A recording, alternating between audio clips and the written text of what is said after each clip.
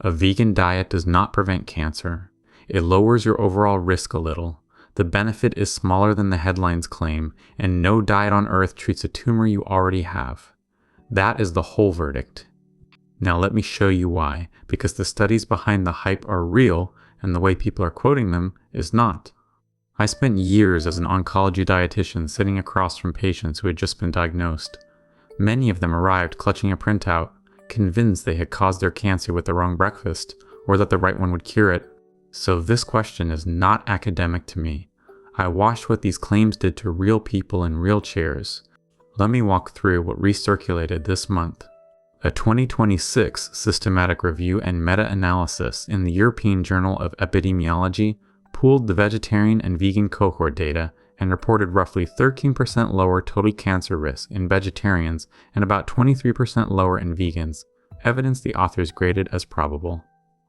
Alongside it, a pooled analysis of roughly 1.8 million people published in the British Journal of Cancer landed in every plant-based feed. And then Netflix released You Are What You Eat, the identical twin study where one twin ate vegan and one ate omnivore, and the vegan twins look better on several markers. I am reading those study descriptions off my scan, not the full papers. Quote the papers, not me. Here is the first problem with the headline. Lower overall cancer incidence and prevents cancer are not the same sentence. A modest relative reduction across a whole population means some people avoided a diagnosis they might otherwise have had.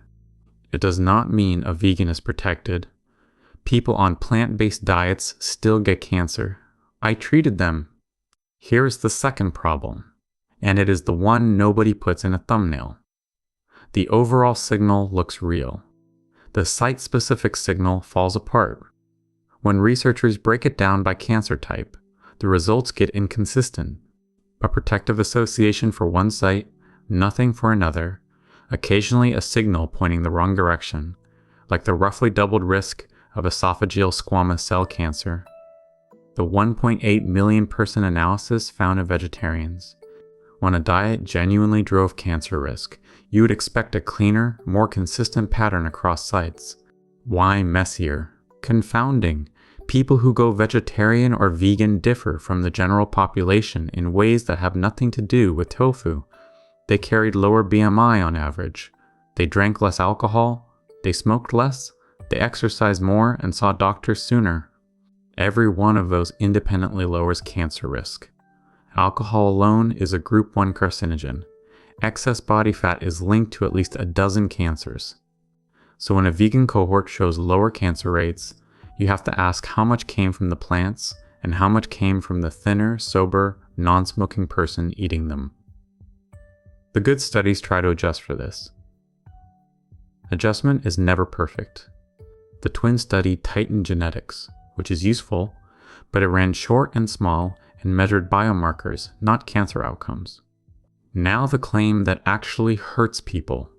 I heard versions of, I am going vegan to beat my cancer more times than I can count. No diet treats existing cancer. Not vegan, not keto, not raw juice, not alkaline water. There is no clinical trial showing a dietary pattern shrinks a tumor or replaces treatment. When someone delayed chemotherapy or surgery to try a food cure, they did not get a gentler path. They gave the disease a head start. There is a practical caution too. A poorly planned plant-based diet undershoots protein and B12. During cancer treatment, that is a real risk.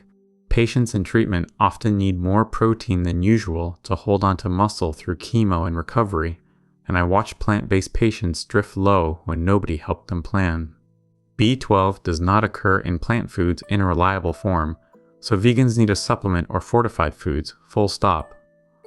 Plant-based can absolutely work in treatment. It has to be built on purpose, usually with a dietitian, not improvised from a documentary. So where does that leave you? The evidence supports plant-forward eating, not veganism specifically. The World Cancer Research Fund and the American Institute for Cancer Research have said this for years. Fill most of your plate with vegetables, fruit, whole grains, and legumes. Limit red and processed meat. Cut alcohol. Stay at a healthy weight. Move your body. That captures nearly all the benefit the vegan cohorts showed, because those cohorts were doing most of those things anyway. You do not have to eliminate every animal product to get the protection. The last step to fully vegan buys you very little on top of that, and if it costs you protein or B12, it can cost more than it gives. Partly true, overstated, and oversold as a cure it has never been.